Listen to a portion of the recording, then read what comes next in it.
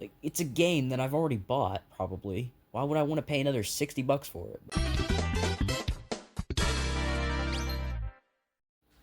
Alright, everybody, welcome to Random Mario Stuff, where we just talk about random Mario stuff, I guess. So, this is kind of just going to be a thing where I do not really on a set day, just kind of like on a regular basis. I'm just going to kind of post these videos, and they're going to be hooked up to my podcast. And okay, after forgetting to turn off my screen timeout, we are back. So yeah, if you guys really want to know, I went on recording for like 10, not recording. I went on talking for like 10 minutes and didn't know that this thing wasn't recording.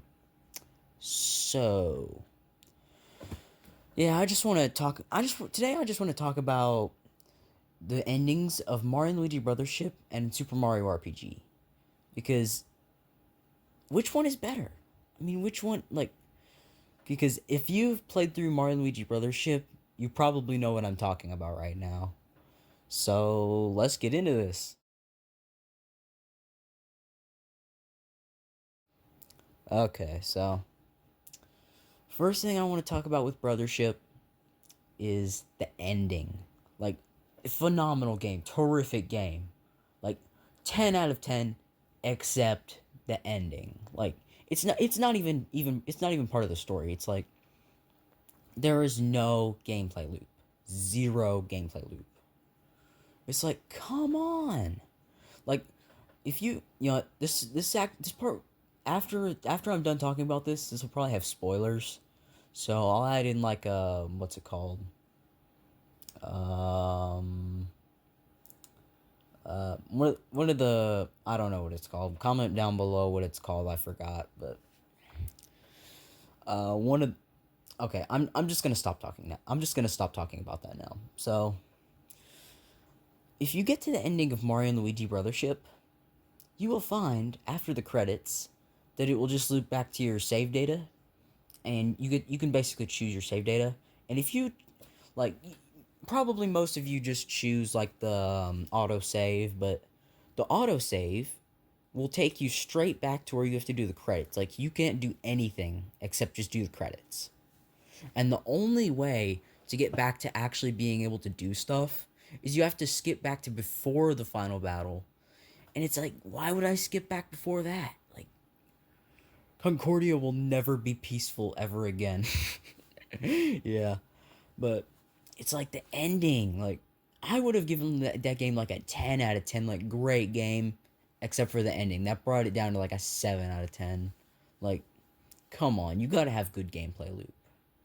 Which brings me to my second point, which I pity any of you if you got Mario RPG in 2023 for a full $60, because I went down to GameStop, got it brand new for just 30.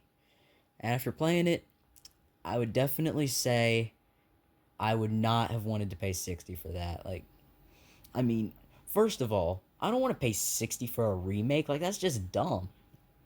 Like, it's a game that I've already bought, probably. Why would I want to pay another $60 for it? But and on top of that, it's a SNES remake. Like, why would I want to pay 60 for a SNES remake? Like, the SNES only has so much hardware space compared to the Switch that it's no doubt that the game's going to be short. So why would I pay a full 60 for it? But onto the topic that I was supposed to be talking about, the ending. So I played through the game, great game, weird. Like, bro, the game is weird. The game is so weird, but I played through it and I got to the end. I went through like the final battle, that kind of thing. And I thought, how is this thing in a gameplay loop? Is there like gonna be no gameplay loop? Because with that kind of game, you would think that there wouldn't be any gameplay loop. But after I beat the final battle, like, it put me back at like the start of the game. Like, the whole final battle had been like a dream. I thought that was like awesome gameplay loop, great gameplay loop. And like that was like think about it, that's a remix. So that was back in like, I don't know when the original Mario RPG was made, but and now you got Brothership today, where it's just like you get to watch the credits again. Yay!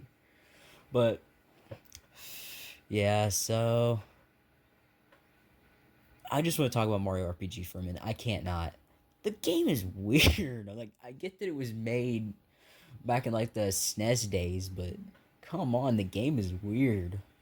Like, bro, like and like with the older games, like one of my nitpicks is like just for me is like I just have trouble like if there's something I can't figure out, I will literally go through every other option except the right way to get to figure it out. Like the right way is literally the last thing I think to do. Like I got to the part where you were supposed to bring like the frog sage, his like cricket pie or whatever. I kept talking to him over and over. I was like, bro, just look behind you. And I went to like that Toad of Sky dude. Like, is that how you pronounce it? I don't know. I don't know names of composers, but I just kept guessing. Like I don't know musical notes, so I just kept guessing using like screenshots and videos on my Switch. I was like, oh, this is taking forever. And then at the end, I just found out you had to buy him like some dumb cricket pie or whatever. I was like, okay, I about quit right there. But I mean, I kept going. Like, great. Besides that, great game. Like it really holds up, especially since it's like a SNES game. Like it holds up, I'm telling you. But so I guess this brings us to the topic of which ending's better. So I mean, my thoughts are kind of obvious, but so yeah, like you gotta have a good gameplay loop. Come on, like it's a SNES game, and it has better gameplay loop than a game like I don't know, 30 years later. I don't know when Mario RPG was made. I probably said that already, but yeah. Yeah, comment down below which ending you thought was better if you played them both. Or if you even played the original Mario RPG, like and while you're at it, tell me the date it released, please. But so yeah, I think for me personally, I think Mario RPG definitely has like a better ending, better gameplay loop, so much better, but I mean, what's crazy is that it's a SNES game, and it has that much better of an ending than a game that just comes out in like 2024. Like, come on. It's so much better. I don't know. I should probably stop ranting about it. I'm gonna get all worked up, but okay, so this actually brings me to my second topic, which is pretty much me just complaining about a game, but it will be enjoyable. It will be enjoyable. So let's go.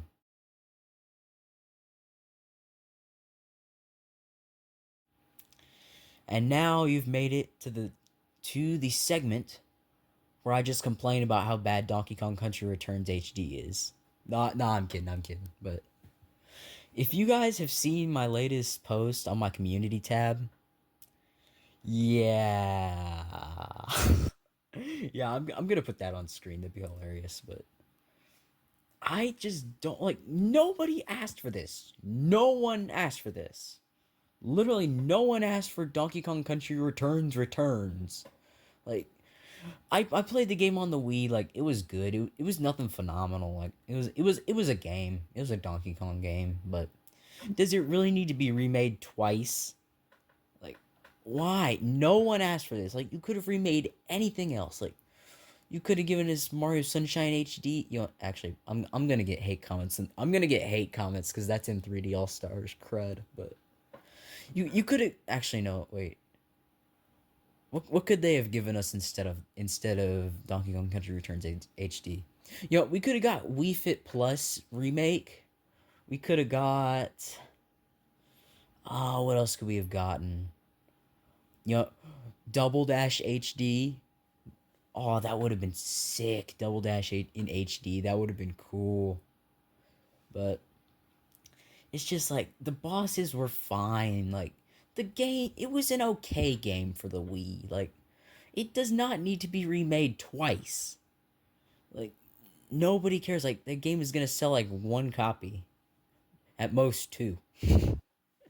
But yeah, I don't know. I'm just ranting about how much I hate the game. Well, I don't hate the game.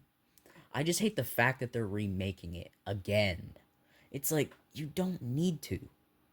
Like we played through the game twice already. not counting mirror mode, which lets you play, like, you can play through the game twice just on the Wii, and then they remade it for 3DS, and now they're gonna remake it for Switch, and nobody cares. I don't give a rip, but I don't know. I should probably stop ranting now.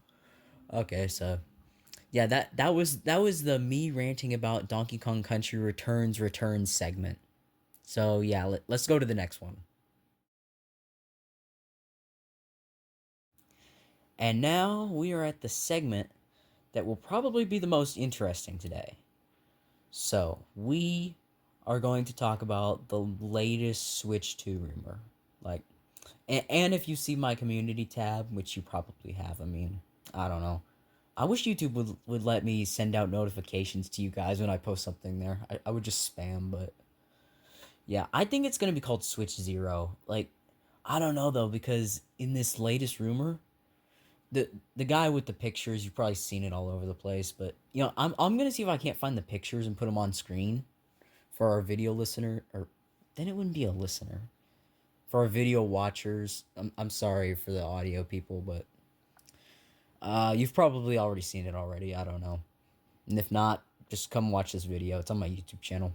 But so from what I've seen, I mean, I don't have the picture up right now, but what I can remember is it was like this janky hand in a janky background, like holding up this like weird looking Switch thing that I heard if you mirrored it, like it didn't, the image itself didn't quite look right. But then when they mirrored the image or something, like something like that, I don't know. Don't quote me on that, but when they did something like that, it all made perfect sense. Like I don't know. I haven't seen the picture of the dock. Like I don't know what the dock looks like. I haven't seen that picture. I guess I should put that on screen too. But I've seen like the Switch. They've got that. It's got that. Like I've seen the Switch rumor picture. It's got that weird looking stand thing. Like I don't know. It's weird looking because like it's like the Switch. It's like a rectangle. The Switch is just like a perfect rectangle. Like I mean, I get that it's round to some degree. It's like, but it's almost like a corner. Like this thing just looked like more round. Like it's got like more round surfaces.